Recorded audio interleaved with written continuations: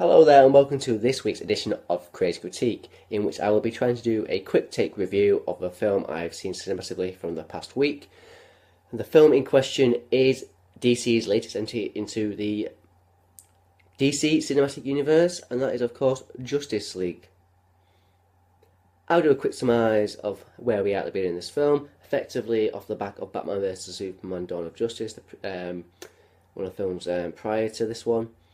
We have had the death of Superman, which has sent Batman into a very dark place at the beginning of this film. So he goes around effectively trying to gather other powered individuals in order to create a team in order to protect the Earth from, well, or just generally things around the world, bad guys and so on and so forth.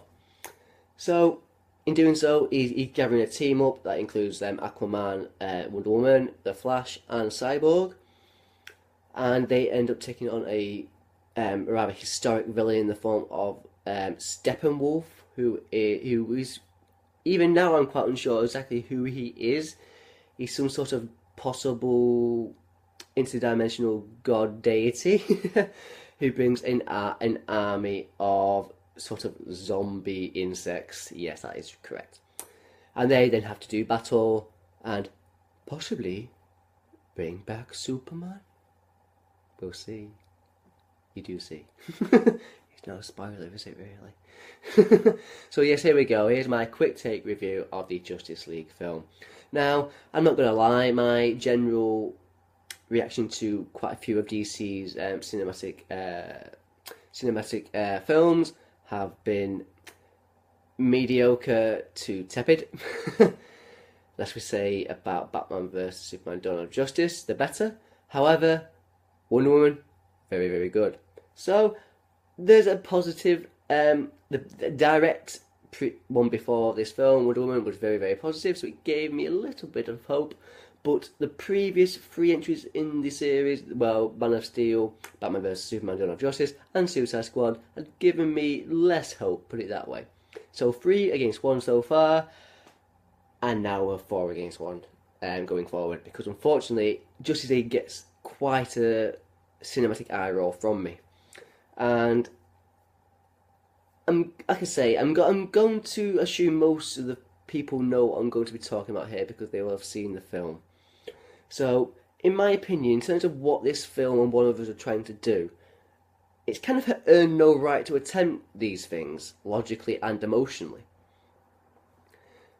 And I will say the most important point, I think, with these type of films, these big, spectacular, blockbustery sort of film, is to be entertained by the spectacle, obviously, and the humour. These are why these are summer movies, because they're fun, everyone enjoys it, everyone gets together, and likes to see something interesting and hear something funny.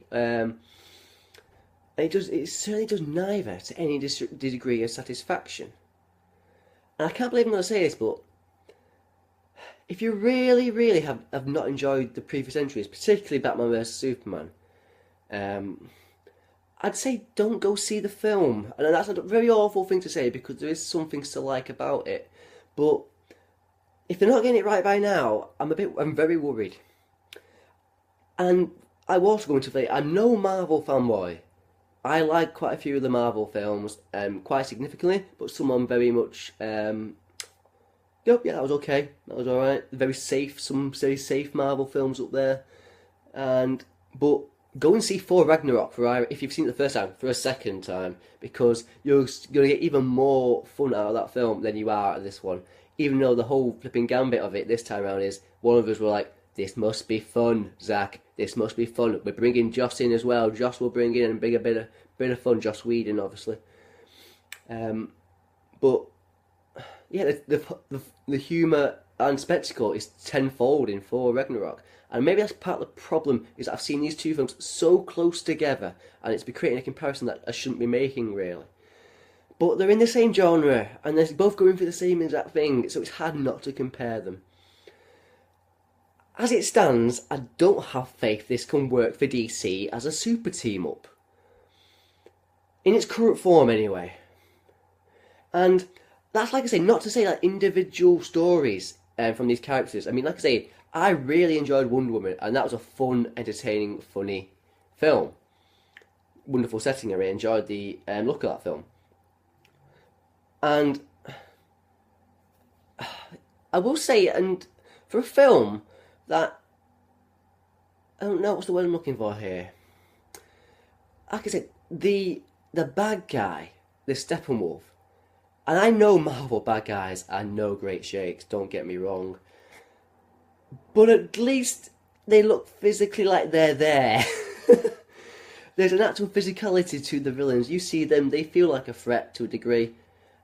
But this Steppenwolf, he's literally a CG character, and not just a motion captured CG. He is a character who's been motion captured, but he literally looks like he is just straight out of a video game final fight cutscene. And I'm sorry, but that is just the harsh reality of that villain. And therefore, any impact that villain is meant to have on the film as a threat is completely lost from the beginning. And the first time I saw him, and I think somebody was with as well, was the same, was like, right, this is such a generic bad guy that at no part of me ever going to feel threatened by him. There's the bad guy for you. Now let's focus on the team, I suppose, shall we? So, I can fault, particularly in terms of the actual team of the actors themselves, nothing wrong with them. Henry Cavill, Superman, Ben Affleck as Batman, Gal Gadot as Wonder Woman, Ray Fisher as Cyborg, Jason Momoa as Aquaman in lesser degree, Ezra Miller as the Flash, very entertaining actually, but it is completely on the back of him, the humour, it appears. So personally, I think the majority of that cast is very good well chosen.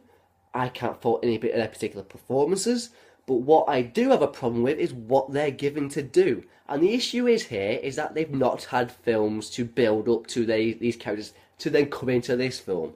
And I'm sorry to hark on again regarding Marvel, but how many films did we have with the Marvel before we got the Avengers? 5 films, wasn't it? We had 2 Iron Mans, we had an Incredible Hulk movie. Yeah, I know, it's not a great film, but yeah, they introduced a character to that world. Thor and Captain America. They had 5 films building up to the Avengers, therefore establishing characters and knowing their place in this world and what their thoughts on things are before you got the Avengers and then saw those clash of personalities come together. The issue with Justice League is you've literally only had and I'm not counting Suicide Squad here because that is a film that has no relevance, it appears, in the building of this film world at this point anyway. So you've only had Man of Steel, and you've had even at Man of Steel, they were clearly not quite ready in terms of the world building. So in terms of the actual cinematic universe, it's Batman vs Superman, Dawn of Justice, and Wonder Woman in terms of establishing characters. And even in Batman vs Superman, Dawn of Justice, you got Wonder Woman briefly before you actually got her in the film, her own individual film. So you got that taste of somebody when you should have had the film possibly first, and then it makes more sense for her to. Yeah. So the chronological order of these things has been so poorly done. And I hate to be the most it's an obvious criticism, but it's right to be said about it. So you get things with the characters interacting with each other that should be funnier, but they're not funnier because you don't know each individual as a character properly. And that includes Ben Affleck's Batman. Aquaman, I have no idea about this character at all. No idea. The person who gives the best interpretation or try to get across one of the characters across better is Ezra Miller's The Flash. You kind of reasonably get to know what his character is, although you get a tiny bit of backstory in there, but not too much. So even then, again, it's kind of not quite there, but he's done an okay. I wouldn't want to say he's done an okay job. For this film, it's done an okay job with The Flash. So that's the problem, I think, personally, for somebody who's not somebody who's into the comics of either Marvel or DC. I'm looking at this purely as a film venture. Is this working as a film? They've not told those character stories well enough for me then to enjoy them all together as characters. And don't give me it's supposed to be light-hearted and fluffy. A lot of that in there was not funny for me because I didn't know those characters well enough to find it funny. Sorry. And this, yeah. So sorry about that, I just gasped out a bit there. Yeah, so like I say, the Flash entertains here or there, but the humour generally I felt a bit forced, and it is because of the reasonably negative reaction that Batman vs Superman: Dawn of Justice got in terms of the sort of depressing nature of the film. And they were told, Zack Snyder was told a bit, I think, by everyone, to make it a bit more fun, and that's why Whedon was brought in to try and do that. But it just feels a bit forced, and it feels like Warner Brothers are there not pulling strings, but there's like a hand caressing the film or something like that. I don't know. I am sorry that my criticism is reasonably harsh, because there's fun moments in the film. The action scenes with the Flash were the most fun moments, particularly the bit like where Superman is. There's little bits between Superman and the Flash that are probably the most entertaining in the film. But it's just not enough, and for a film that is 2 hours, this is, I'm not going to say a tedious film, because it's a functional film. If I was being extremely technical about this film, this is a better put together film than Batman vs Superman: Dawn of Justice. But that's not particularly a high bar to aim for, in my opinion. So, yeah, it's all in relevance, isn't it? This is a badly looking film as well. I mean, CGI wise, like I've already mentioned the villain. The villain is a bad CGI, a really bad CGI villain. And there were some scenes where, yes, I know there's scenes in Thor Ragnarok that are green screened, but the whole part of that film is it's on another planet. And even when he was on the other planet, it felt like Thor was there. It felt like Loki was there. Whereas here, they're in somewhere on Earth, and I felt like, yeah, you're in a studio. You're making this scene in a studio. There was particular scenes where, particularly when he goes back, Superman goes back to the farm, and that's clearly green screened, and there's no need to green screen that scene at all. So unnecessary green screen in that instance, and other instances where it was green scenes where it would be okay, fair enough, it must have needed to be, but they're not tactfully well made in doing it. So it takes out the film again. Something that you think is fake, you think the villain's fake, how are you supposed to connect with it on a physical threat of that villain and, the environment and getting involved and so on, things like that. There we go. I think I'm going to leave it there, to be honest, because it's a shame, because I want this sort of film to work so well, and there are hints of it working, but at this moment in time, when clearly there's not much going, I don't think there's people clearly walking corridors in Warner Brothers, and people popping in ideas and popping out again. I mean, that was the whole thing, I think, in terms of regards to like this whole rumour recently about Martin Scorsese having involvement with Leonardo DiCaprio in a Batman film where he played the Joker. Somebody who's got links to Warner Brothers, Scorsese and DiCaprio, clearly them sounding them out and things like that. So there's no structure. And as much as I criticise Marvel's sometimes safe structure, I can't listen to this, at least they have it to a degree. And even I'm not going to go to Marvel anymore, but there we go, Justice League, my 15 minute quick take on that film. So I do apologise, DC fans, this is not a personal thing. I'm looking at this purely from how a film works, just on a purely film level, not whether it's representing those characters right in those moments, because you'll have the backstory to those characters already. Whereas I suppose, okay, fine, but we're getting particularly 3 of those characters on the big screen for the first time, and we're just given nothing for them to connect us to their stories and what they mean in this world, and then to each other, and then fight for each other and fight for the world. And that is it. There you go. That's where the whole criticism ends up, doesn't it? Really.